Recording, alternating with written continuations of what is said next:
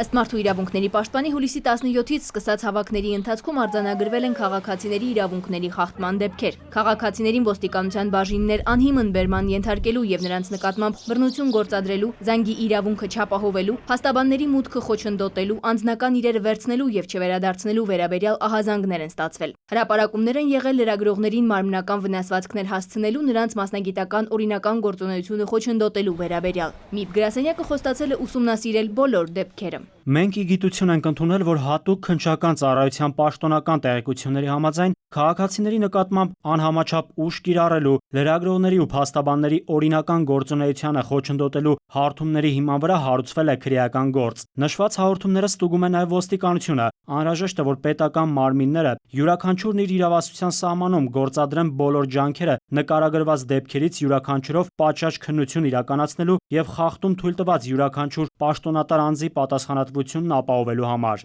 Երկրի օմբուդսմենը խոստացել է հետևողական լինել բոլոր դեպքերի քննության հարցում։ Միևնույն ժամանակ Մարդու իրավունքների պաշտպանն ընդգծել է, որ հավաքի մասնակիցները պետք է խստորեն պահպանեն հավաքի խաղաղ բնույթը։ Անհրաժեշտ է բացառել օրինականության սահմաններում գործող ոստիկանների նկատմամբ ագրեսիայի կամ վիրավորանքի ցանկացած դրսևորում։ Մտահոգիչ է այն, որ հուլիսի 23-ից սկսած զանգվածային լրատվության միջոցներով բարեկապահական ծառայության գնդի տարածքից տարածվեցին տեսանյութեր եւ հետագայում հրապարակումներ, որոնցում առկա են բռնության կոչեր։ Դրանցում հնչում են բենզինի շշերով, քարերով իրենց ճանապարհը փակողի գլխին հարվածելու, փողոց դուրս գալու եւ վառելու բռնություն ենթադրող այլ կոչեր։ Վերջին 2 օրերի ընթացքում արձանագրվեցին նաեւ մեքենաներ հրդեհելու, փոխհրաձգության դեպքեր։ Մարդու իրավունքների պաշտպանի գնահատմամբ անթույլատրելի են սոցիալական ցանցերում հնչող ատելության խոսքի խրախուսումն ու զինված դիմադրություն ցույց տալու կամ բռնության ցանկացած դեպի կիրառության սպառնալիքներն ու կոչերը։ Սոցիալական ցանցերում կան նաև հրապարակումներ, որոնք արվում են առանց հաշվի առնելու գործող իրավական կարգավորումները եւ խրախուսում են բռնությունը։